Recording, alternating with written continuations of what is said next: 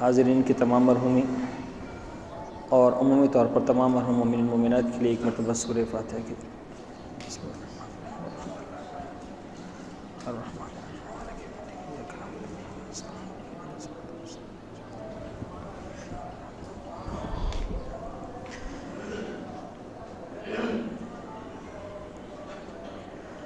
اعوذ باللہ السمیع العلیم من الشیطان اللعین الرجیم بسم اللہ الرحمن الرحیم الحمد للہ الذی علا فی توحدہ ودنا فی تفردہ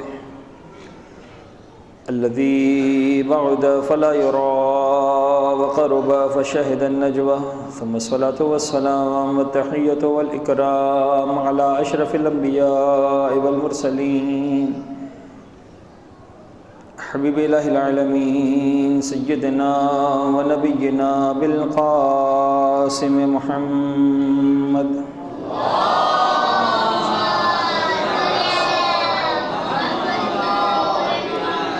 وعلى أهل بيته الطيبين الطاهرين المعصومين المنتجبين لا سيما على بقية الله في الأرضين وحجته على العالمين واللعن الدائم على أعدائهم ومنكري فضائلهم وغاصبي حقوقهم أجمعين من يوم ظلمهم وغصبهم وعداوتهم إلى يوم الدين بسم الله الرحمن الرحيم اللهم كن لوليك الحجة ابن الحسن صلواتك عليه وعلى آبائه في هذه الساعة وفي كل ساعة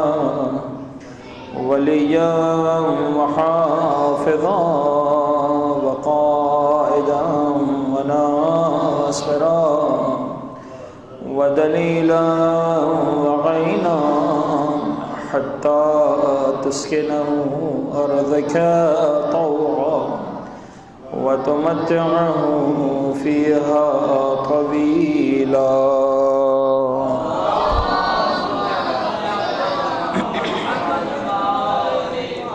يا فاطمة الزهراء يا بنت محمد يا قرة عين الرسول يا سيدتنا ومولاتنا إنا توجهنا واستشفعنا وتوسلنا بك إلى الله وقدمناك بين يدي حاجاتنا يا وجيهة عند الله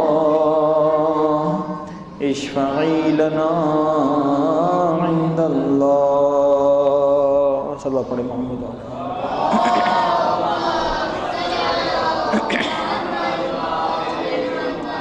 أما بعد فقد قال الله الحكيم في كتابه المبين بسم الله الرحمن الرحيم إنا أعطيناك الكوثر فصل لربك وانحر إن شانئك هو الأبتر صلى الله عليه محمد وعلى آله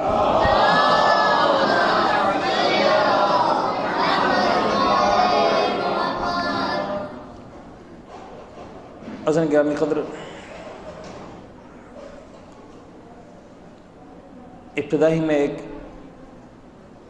آج پھر ایک معذرت مجھے آپ سے کرنا پڑ رہی ہے، اور بہرحال میں شرمندہ ہوں اس حوالے سے، اور وہ یہ کہ آج کی مجلس نہایت ہی مختصر ہو پائے گی، اس لیے کہ یہ جو وقت کا مسئلہ ہوا ہے اور گھڑی میں 1 گھنٹہ ٹائم کو آگے بڑھا دیا گیا، اس کی وجہ سے جو مجلس مجھے 10 بجے شروع کرنا تھی اس کی جگہ جو پرانے وقت کے اعتبار سے 9 بجے کا وقت تھا اور وقت تبدیل ہو گیا، تو کافی اس سلسلے میں پریشانی پیدا ہو چکی۔ تو بہرحال مجھے امید ہے کہ آپ اس سے درگزر فرمائیں گے۔ بہت ہی عمدہ طریقے سے جو سوز خان تھے انہوں نے واقعاً بی کے اپنی زبان سے ادا شدہ مصائب کے الفاظ کے ذریعے بہت ہی حق مصائب ادا کیا۔ خیر حق مصائب تو ادا نہیں ہو سکتا، لیکن جنتا انسان کی بس میں، اور یوں بھی آج کی شب گریے کی شب ہے، آج کی شب عزاداری کی شب ہے، پرسے کی شب ہے۔ اور آج کی شب کے بارے میں میرا اپنا عقیدہ جو ہے میں آپ کے ساتھ شیئر کر لیتا ہوں۔ یہ طے ہے کہ جب بھی فرش عزا بچھتی ہے تو سب سے پہلے بی تشریف لاتی ہیں، چاہے کسی بھی بچے کا ماتم ہو، حسن کا ماتم ہو، حسین کا ماتم ہو، زین العبا کا ماتم ہو، اسیر بغداد کا ماتم ہو، مظلوم مشہد کا ماتم ہو، کسی کا ماتم ہو، تو میں سمجھتا ہوں کہ جن بچوں کی یہ ماں ہے وہ بچے ایسا نہیں کریں گے کہ ماں کا ماتم ہو تو نہ آئے ہوں فرش عزا پر۔ یقیناً سب سے پہلے زمانے کے امام تشریف لائے ہوں گے، مولا حسین تشریف لائے ہوں گے، مولا کائنات آئے ہوں گے، بلکہ میں سمجھتا ہوں کہ آج تو وہ دن ہے جب میں بڑے اطمینان سے کہہ سکتا ہوں کہ خود پیغمبر اکرم تشریف لائے ہوں گے۔ تو واقعاً شب پرسہ ہے، شب گریہ ہے، شب عزا ہے، اور حق ہے کہ اس شب کو اسی طرح سے منایا جائے، گزارا جائے جس طرح سے ہم شب عاشور گزارتے ہیں۔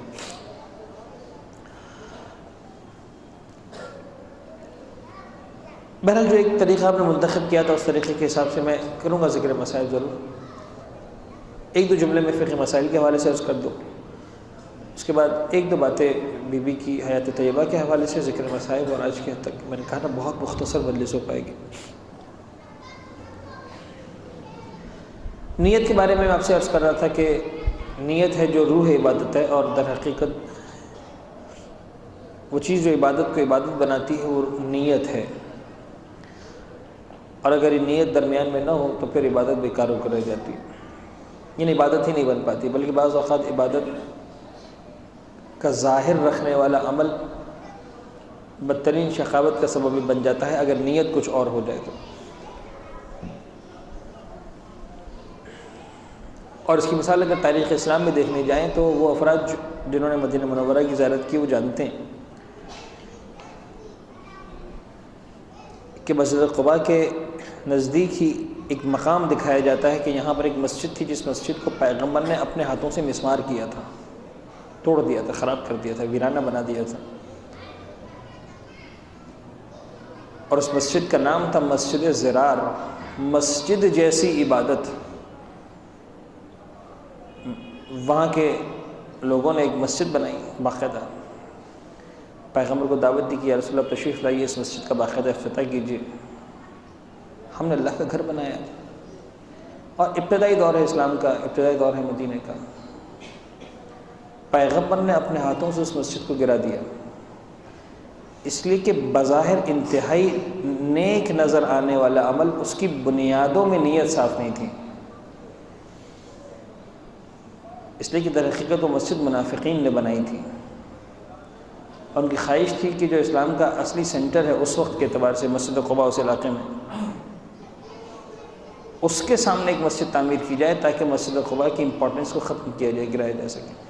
تو نیت بعض اوقات مسجد جیسی عبادت کو بھی شقاوت میں تبدیل کر دیتی ہے۔ میں نے عرض کیا تھا کہ نیت میں 2 چیزیں ہوتی ہیں، ایک کیا اور ایک کیوں۔ کیا کا جواب ہر اس عبادت کا نام ہوتا ہے جس عبادت کو ہم انجام دے رہے ہوتے ہیں، اور کیوں کا جواب ہمیشہ ایک ہوتا ہے، قربتاً الی اللہ، میں نماز پڑھ رہا ہوں قربۃ اللہ، میں روزہ رکھ رہا ہوں قربۃ اللہ، میں وضو کر رہا ہوں قربۃ اللہ، میں غسل کر رہا ہوں قربۃ اللہ۔ عزیزان گرامی، یہ وہ منزل ہے اور یہ وہ مرحلہ ہے کہ جہاں پر بظاہر ہر ایک کی عبادت ایک ہے، یہاں تک انہیں بڑے اطمینان کے ساتھ کہا جا سکتا ہے کہ ہمارے علماء کرام بھی جب نماز پڑھتے ہیں تو وہ یہی کہتے ہیں کہ نماز پڑھ رہا ہوں قربۃ اللہ۔ ہمارا دین نظام بھی جب نماز پڑھتے ہیں تو یہی کہتے ہیں نماز پڑھ رہا ہوں قربۃ اللہ۔ اولیاء خدا بھی جب نماز پڑھتے ہیں یہی کہتے ہیں نماز پڑھ رہا ہوں قربۃ اللہ۔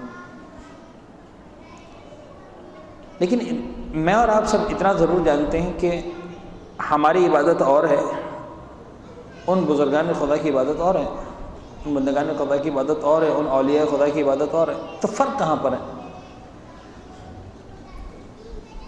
بظاہر نہ عمل میں فرق ہے، نہ بظاہر طریقہ کار میں فرق ہے۔ اولیاء خدا بھی الحمد پڑھتے ہیں، میں بھی الحمد پڑھتا ہوں، ہم بھی الحمد پڑھتے ہیں، وہ بھی ایک سورہ پڑھتے ہیں، ہم بھی ایک سورہ پڑھتے ہیں، وہ بھی رکوع کرتے ہیں، ہم بھی رکوع کرتے ہیں، وہ بھی سجدہ کرتے ہیں، ہم بھی سجدہ کرتے ہیں، ٹوٹلی ایک ہے، کوئی فرق نہیں ہے اس عبادت کے اندر۔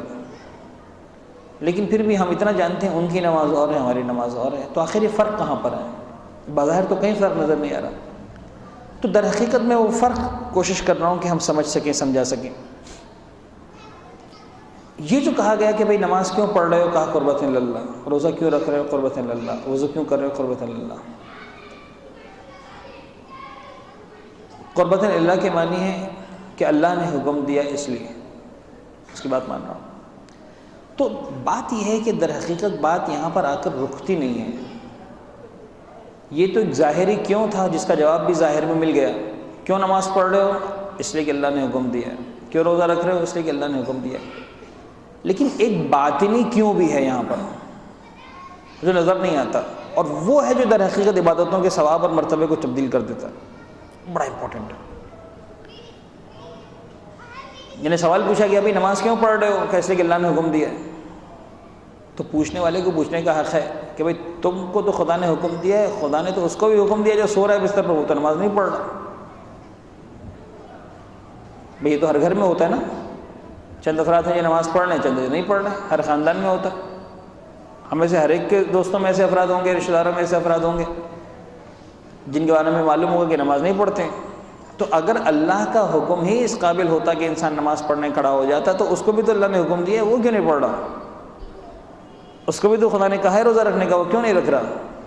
یعنی ایک سوال اور آ جائے گا، اور وہ سوال یہ ہوگا کہ تو نماز پڑھ رہے ہو کیوں؟ اللہ کا حکم ماننے کے لیے۔ اللہ کا حکم کیوں مان رہے ہو؟ وہ تو نہیں مان رہا اللہ کا حکم، تمہیں کیا پڑی اللہ کا حکم ماننے کی؟ اب اصل میں بات نکلنا شروع ہوگی۔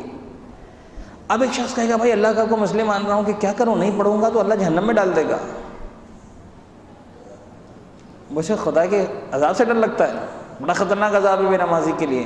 قرآن کہہ رہا ہے ما سلککم فی سقر قالوا لم نک من المصلین، اہل بہشت اہل جہنم سے سوال کریں گے تمہیں جہنم کے اس گڑھے میں کس نے ڈال دیا؟ وہ کہیں گے ہم نماز گزار نہیں تھے، لم نک من المصلین، ہم نماز گزارنے میں سے نہیں تھے۔ یعنی اس میں حدیث کی ضرورت نہیں ہے، نماز ایسی عبادت ہے جس میں خدا نے کھلم کھلا عذاب کا وعدہ کیا ہے اگر نماز نہیں پڑھتے۔ تو جب کہا بھائی کیوں خدا کا حکم مان رہے ہو، کہا اس لیے کہ ڈر لگتا ہے عذاب سے، جہنم سے۔ یعنی آج اگر طے ہو جائے کہ جہنم نہیں تو شاید نماز نہ پڑھے۔ دوسرے سے پوچھا تم کیوں نماز پڑھ رہے ہو؟ کہا خدا کا حکم ماننے کے لیے۔ تم کیوں خدا کا حکم کیوں مان رہے ہو؟ کہنے لگا اس لیے کہ مجھے خدا کی جنت چاہیے۔ ممکن ہے کوئی ایسا بھی ملے تم کیوں نماز پڑھ رہے ہو اللہ کا حکم ماننے کے لیے، اللہ کا حکم کیوں مان رہے ہو؟ کبھی خدا ہے، میں بندہ ہوں، اس کا کام ہے حکم دینا، میرا کام ہے ماننا، مجھے سے کیا فرق ہے کہ جنت ملتی ہے کہ نہیں ملتی، جہنم ملتی ہے کہ نہیں ملتی۔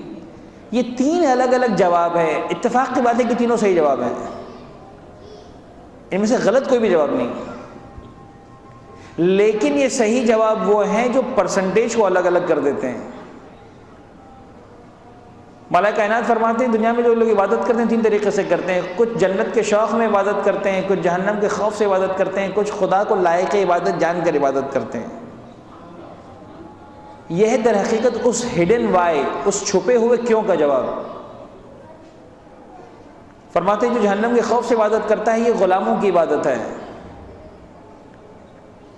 جنت کے شوق میں عبادت کرتا ہے وہ تاجروں کی عبادت ہے، اور جو خدا کو لائق عبادت جان کر عبادت کرتا ہے یہ آزاد لوگوں کی عبادت ہے۔ پھر مولا کائنات فرماتے ہیں کہ خدا بندہ یاد رکھنا، میں نے تیری عبادت نہ جنت کے شوق میں کی ہے نہ جہنم کے خوف سے کی ہے، تجھے لائق عبادت جاننا ہے تو عبادت کی ہے۔ محمد وآل محمد صلی اللہ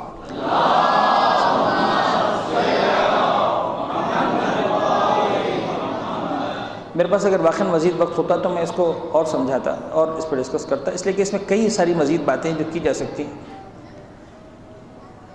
عزیزان گرامی، بیوی کے حوالے سے اب میرے پاس دامن وقت میں واقعی گنجائش نہیں بچی، میری مجبوری ہے اور میں واقعی شرمندہ ہو رہا ہوں بار بار یہ کہتے ہوئے کہ میں نہیں پڑھ پا رہا ہوں، لیکن بہرحال مجھے ختم کرنا ہے ہر صورت میں۔ بیوی کی زندگی سے میں اب مزید صرف ایک پہلو کو لے رہا ہوں جس کو آپ کے ساتھ شیئر کرنا ہے مجھے، اور وہ یہی بیوی کی بندگی، انداز بندگی۔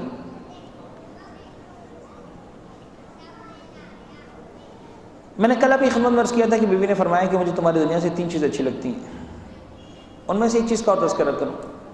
بیوی فرماتی تمہاری دنیا سے مجھے اچھا لگتا ہے قرآن کی تلاوت کرنا۔ بڑا عشق تھا بیوی کو قرآن سے۔ جس طرح آپ نے دیکھا ہوگا بعض اوقات ہمیں کچھ فوبیاز ہوتے ہیں، ہماری زندگی میں فوبیاز بہت ہیں، کسی کو کرکٹ فوبیا ہے، کسی کو SMS فوبیا ہے، کسی کو ای میل فوبیا ہے، کسی کو انٹرنیٹ فوبیا ہے، کسی کو ٹیلی ویژن فوبیا ہے، اگر ٹیلی ویژن نہ دیکھے نیند نہیں آتی، کوئی SMS نہ کرے اس کو دن نہیں گزرتا، کوئی جناب والی سگریٹ نہ پیے اس کا وقت نہیں گزرتا، ہر ایک کے الگ الگ فوبیاز ہیں۔ یعنی اپنے آپ کو کسی کام میں انسان مشغول رکھتا ہے، بس ذرا سا 1 منٹ 2 منٹ 3 منٹ ملے اور اس کام پہ لگ گئے۔ بیوی کی زندگی میں اگر کوئی ایسی چیز تھی جس کی طرف بیوی بار بار لپک کر جاتی تھی، وہ تھی بندگی خدا، اللہ کی عبادت، بڑا شوق تھا۔ اور ایک جملہ میں نے دیکھا عجیب ہے واقعا، مجھے جملہ کہیں اور نظر نہیں آیا، یہ صرف بیوی کے بارے میں نظر آیا، ممکن ہے اوروں کے بارے میں بھی ہو، مجھے نہیں معلوم، لیکن بیوی کا انداز عبادت ایسا تھا روایتوں میں کہ جب شہزادی مصلی عبادت پر کھڑی ہوتی تھی، پروردگار عالم اپنے فرشتوں پر فخر و مباحات کیا کرتا تھا، دیکھو میری کنیز میری عبادت کے لیے آگے کھڑی ہو گئی۔ عجیب شان عبادت ہے، شان بندگی، اور اس کے نتائج اور ثمرات کو دیکھنا ہے تو میں کیسے بیوی کو ڈسکس کروں؟ آغا دستخیر نے واقعہ لکھا ہے، میں صرف اس کو بتا کر صرف ریلیٹ کرنے کے لیے واقعہ پیش کر رہا ہوں۔ آج دستخیر نے فرمایا کہ ایک عالم دین تھے، اصفہان میں جا رہے تھے، ایک بچہ جو ہے اوپر سے گرا۔ ابھی بچہ جو پہلی منزل سے دوسری منزل سے گرا ہے، اس کو زمین تک پہنچنے میں کتنی دیر لگے گی؟ شاید 2 سیکنڈ 3 سیکنڈ 4 سیکنڈ، اس سے زیادہ کا وقت نہیں ہے۔ ماں چلائی میرا بچہ گرا، یہ عالم وہیں سے گزر رہے تھے، اب گنجائش نہیں تھی کہ دوڑ کر پکڑیں، دوڑ کر جائیں گے تو جب تک وہ بچہ کب سے گر چکا ہوگا۔ اس عالم دین نے اس گرتے ہوئے بچے کو دیکھا، ہاتھ اٹھائے، کہا خدا اس بچے کو بچا لے۔ یہ شاید اتنا بھی نہیں کہا خدا بچا لے، اس لیے کہ اس وقت بولنے کے لیے وقت نہیں ہے۔ وہ آداب دعا اپنی جگہ اور وہ اہم ہے، ائمہ طاہرین نے ہی بتائے ہیں کہ باوضو ہو کر بیٹھو اور قبلہ رخ ہو کر بیٹھو اور اتنی مرتبہ صلوات پڑھو اور سب کچھ، لیکن بعض اوقات یہ جو ارتباط ملنا ہے اس کے لیے اس وضو کی اور قبلے کی اس کی ضرورت نہیں پڑتی ہے۔ پروردگار سے ارتباط اتنا قوی ہونا چاہیے۔ کہا بچا لے۔ آغا دستخیر لکھتے ہیں کہ بچہ ہوا میں معلق ہو گیا، یہ عالم دین آگے بڑھے، بچے کو گود میں لے زمین پہ رکھ دیا۔ تعجب سے لوگوں کی زبانیں گنگ ہو گئیں کہ کیا ہو گیا، یہ کیسے ہوا، کسی انسان کے پاس اس قدر قدرت اور اختیار کیسے آ جائے؟ وہ گئے دوڑ کے عالم دین کے پاس کہ بھائی یہ کیسے کیا آپ نے، ہمیں سمجھ میں نہیں آیا، آپ نے کون سا منتر پڑھا، کون سی دعا پڑھی، کیا چیز تھی، کیا جادو آپ کے پاس؟ اس عالم نے مسکرا کے چھوٹی سی بات کی، کہا بھائی زندگی بھر میں نے خدا کی مانی، آج خدا نے میری مان لی، کیا فرق پڑتا؟ جملہ بڑا سادہ سا ہے، میں نہیں سمجھتا کہ ہمیں سے شاید کوئی بھی ایسا ہو کہ کہہ سکے زندگی پر خدا کی مانی، آج تک کبھی بات نہیں ٹکرائی خدا کی۔ واقعی بڑا مشکل ہے ایک جملہ، لیکن کہنا بڑا مشکل ہے، بلکہ ناممکنات میں سے انسان یہ کہہ سکے میں نے کبھی مخالفت نہیں کی۔ تو جب دنیا میں عام انسان کو خدا اس قدر اختیار دے دیتا ہے تو پھر تعجب کی بات کیا ہے کہ اگر بیوی نے بچوں کو بہلانے کے لیے کہہ دیا کہ تمہارے لیے کپڑے درزی لے کر آئے گا، واقعی تعجب کی بات نہیں ہے، واقعی اس میں کوئی کمال نہیں ہے۔ اس خازن جنت کو آنا پڑے گا، یہ ہے کمال عبادت. لیکن اس عبادت میں بھی ایک عجیب سبق ہے بیوی کی زندگی میں، اور وہ سبق ہمارے سامنے آیا مولا امام حسن مجتبیٰ علیہ السلام کی روایت سے.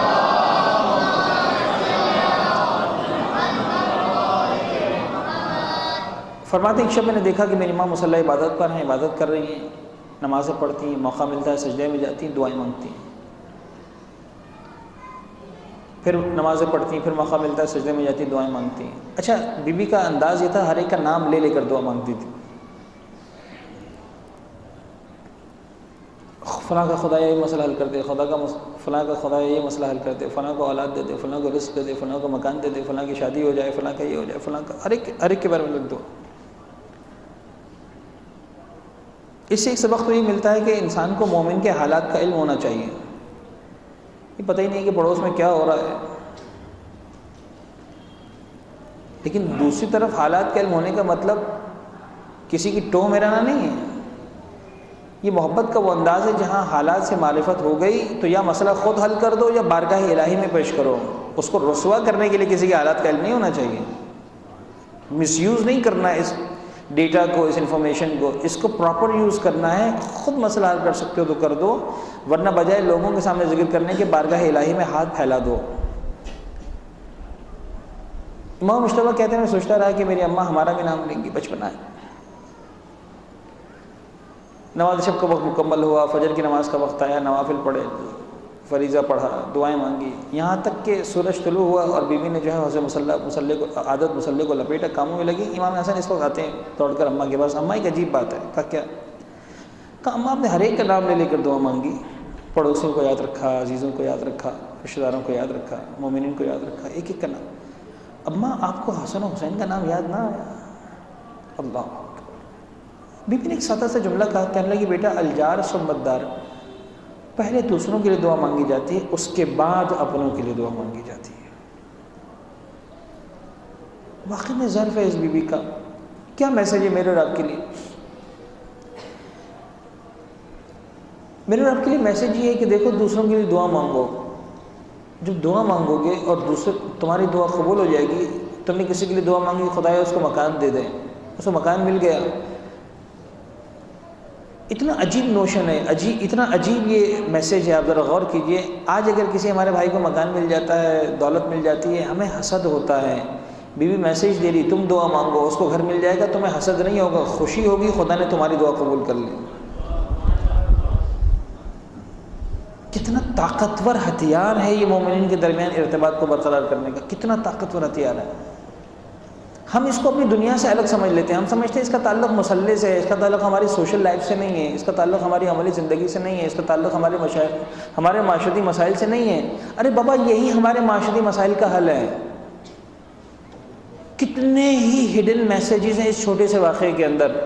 اپنا ارتباط مومنین کے ساتھ اتنا قوی رکھو کہ تمہیں پتہ ہو کہ اس کے گھر میں کیا پرابلم ہے. اسٹرانگ ریلیشن شپس، اتنا اسٹرانگ کہ مومن کا حال دل تمہارے سامنے کھلا ہوا ہو. اتنا اسٹرانگ ریلیشن شپ کہ تم رات کی تاریکی میں تمہارے پاس یہ حوصلہ ہو کہ اپنے آپ کو بھلا کر دوسرے کے لیے خدا کی بارگاہ میں دعائیں پیش کرو. تو یہ معاشرہ اسی طرح سے پروان چڑھتا ہے. ہم بات کرتے ہیں اسلامک سوسائٹی کی. What are the values of the Islamic society? What are the fundamentals of the Islamic society? These are the fundamentals of the Islamic society. یہ ہیں بنیادیں، یہ ہیں ہماری سوشل ویلیوز جو اتنے آسان اور سادہ طریقے سے اہل بیت نے ہم کو بتائی ہیں. تو بی بی جو اتنے نفیس مزاج کی حامل ہو، مجھے سمجھ میں نہیں آتا وہ کتنے ظالم ہوں گے اور کتنے بڑے دشمنان اسلام ہوں گے کہ بی بی وصیت کر کے جائے کہ انہیں میرے جنازے مت آنے دینا. کتنا قابل نفرت ہوں گے، سمجھ میں نہیں آتا. میں سمجھتا ہوں کہ اگر واقعاً بی بی کی ذات پر ظلم کی بات ہوتی، بی بی کے شخص پر ظلم کی بات ہوتی، تو بی بی نے کون سی تکلیف اس دنیا میں برداشت نہیں کی. بوسیدہ لباس پہننے کی تکلیف برداشت کی، بھوک کی تکلیف برداشت کی. کئی مرتبہ ایسا ہوتا تھا پیغمبر آتے تھے دیکھتے تھے کہ بی بی کا چہرہ بھوک کے مارے رنگ زرد ہو رہا ہے، بی بی نے کبھی شکایت نہیں کی، کبھی شکایت نہیں کی، نہ اپنے شوہر سے شکایت کی، نہ بابا سے شکایت کی، نہ خدا سے شکایت کی، کبھی بھی نہیں کی۔ یہ شخص پر مسائل نہیں تھے، شخصیت پر مسائل تھے۔ ہمارے استاد کہتے ہیں کہ نجف کا ماحول تھا، مرزا شیرازی بیٹھے ہوئے تھے، مصائب ہو رہے تھے، ایام عزا تھے، محرم کے ایام چل رہے تھے۔ ایک ذاکر آئے ممبر پر، اس نے ایک جملہ پڑھا، عجیب تھا وہ جملہ، کہنے لگا دخلت زینب علی ام زیاد، عربی میں مصائب ہو رہے تھے، کہنے لگا دخلت زینب علی ام زیاد۔ مرزا شیرازی چیخ مار کے کھڑے ہو گئے۔ جیسے اس نے پڑھا کہ بابا زینب پر یہ وقت آ گیا کہ ابن زیاد کے دربار میں داخل ہونا پڑا، بس اتنا جملہ سنا مرزا شیرازی نے، چیخ مار کے کھڑے ہو گئے۔ ذاکر سے کہا رک جا، پہلے اس جملے کا حق ادا ہونے دے، اس کے بعد آگے مصائب پڑھنا۔ یہ چھوٹا جملہ نہیں ہے، کوئی ہو اہل دل جو سمجھ سکے کہ اس کا مطلب کیا ہے کہ علی کی بیٹی پر یہ وقت آ جائے کہ وہ ابن زیاد کے دربار میں جا کے کھڑی ہو جائے۔ میں نے استاد سے سنا کہ انہوں نے اسی جملے کے فوراً بعد جملہ کہا کہ میری سمجھ میں نہیں آتا، اگر مرزا شیرازی دخلت زینب علی ابن زیاد پر یہ حالت ہوئی تو اگر تاریخ میں مرزا شیرازی پڑھیں گے کہ دخلت فاطمہ علی ابی بکر۔ بابا صحیح ہے، کم از کم پیغمبر کے انتقال کو 50 سال گزر چکے، اس کے بعد زینب پر یہ وقت آیا کہ ابن زیاد کے دربار میں جانا پڑا۔ ابھی پیغمبر کے انتقال کو 50 دن بھی نہیں گزرے تھے، بی بی کو دربار میں جانا پڑا۔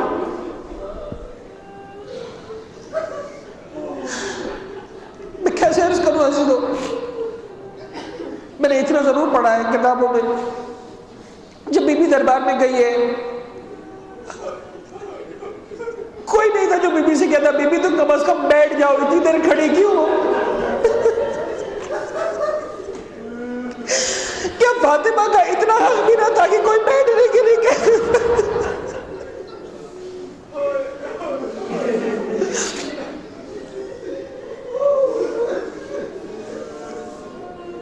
بس آخری جملے، جنازہ تیار ہوا، میں نے مولانا جنازے کو تیار کیا، رات کی تاریکی، رات کا سناٹا ہے، اور کہا کہ اب جنازے کو دفنانے کے لیے اٹھایا جانا ہے۔ ایک مرتبہ مولا امیر کو خیال آیا، چھوٹے چھوٹے بچوں کو بلایا، زینب، ام کلثوم، حسن، حسین، آؤ اپنی ماں کا آخری دیدار کر لو۔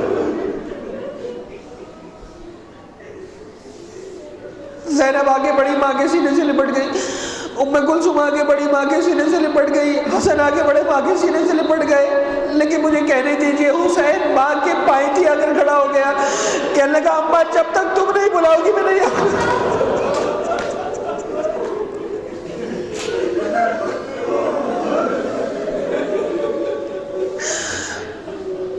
اجرکم اللہ، جن کی مائیں زندہ ہیں خدا ان کی ماؤں کا سایہ تمہارے سروں پر سلامت رکھے۔ اس 4 سال کے حسین سے پوچھو کہ ماں کا اس دنیا سے رخصت ہو جانا کسے کہتے ہیں؟ اماں جب تک تم نہیں بلاؤ گی میں نہیں آؤں گا۔ کوئی آواز نہ آئی۔ میں نے سنا ہے ایک مرتبہ حسین نے کہا اماں تجھے حسین کی حق کی قسم مجھے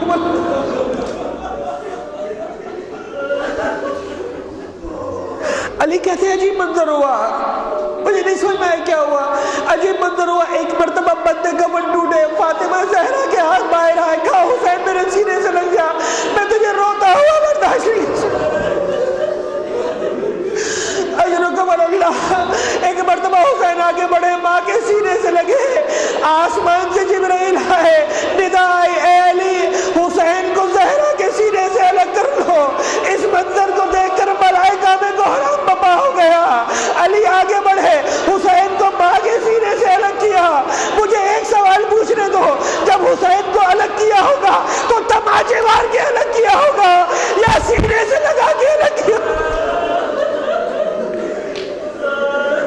میں کہتا ہوں مولا یہ تیرا مقدر ہے۔ جب ماں کے سینے سے جدا ہونے کا وقت آیا، علی جیسا باپ موجود تھا، بڑے پیار سے اٹھایا ہوگا، سینے سے لگایا ہوگا۔ اے حسین تیری یتیمہ کا مقدر اور ہے، جب باپ کے سینے سے جدا ہونے کا وقت آیا، تازیانے مارے گئے، تماچے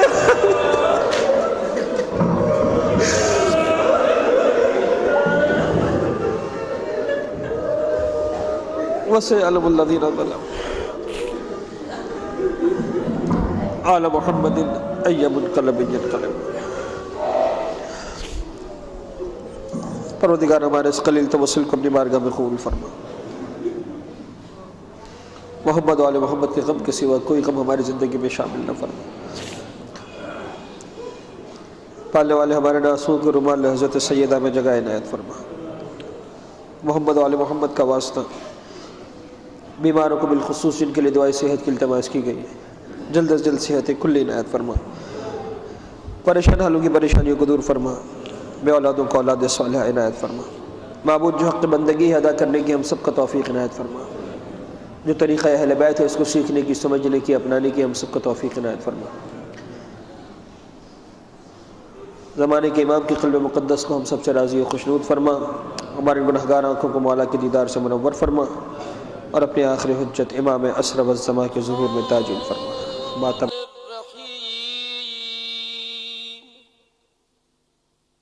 اللهم كن لوليك الحجة ابن الحسن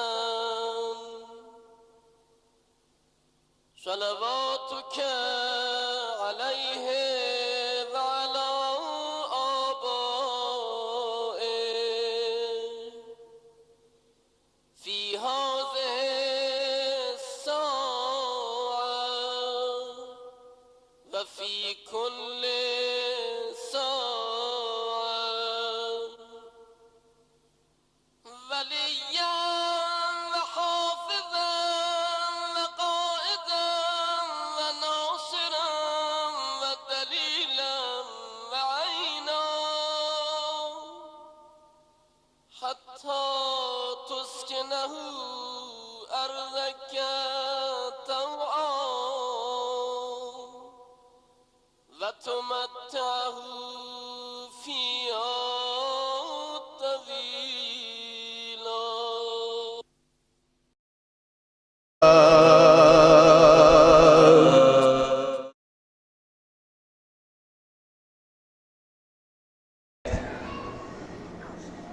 حاضرین کی تمام مرحومی اور عمومی طور پر تمام مرحوم مومنین مومنات کے لیے ایک مرتبہ سورہ فاتحہ کی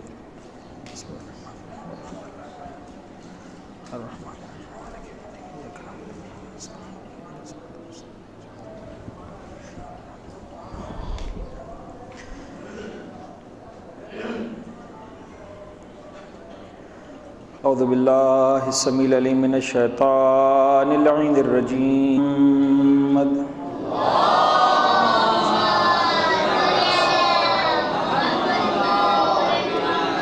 وعلى أهل بيته الطيبين الطاهرين المعصومين المنتجبين لا سيما على بقية الله في الأرضين وحجته على العالمين واللعن الدائم على أعدائهم ومنكري فضائلهم وغاصبي حقوقهم أجمعين من يوم ظلمهم وغصبهم وعداوتهم إلى يوم الدين۔ بسم الله الرحمن الرحيم۔ الحمد لله الذي علا في توحده ودنا في تفرده، الذي بعد فلا يرى وقرب فشهد النجوى، ثم الصلاة والسلام والتحية والإكرام على أشرف الأنبياء والمرسلين حبيب إله العالمين سيدنا ونبينا بالقاسم محمد الرحمن الرحيم۔ اللهم كن لوليك الحجة ابن الحسن صلواتك عليه وعلى آبائه في هذه الساعة وفي كل ساعة وليا وحافظا وقائدا وناصرا۔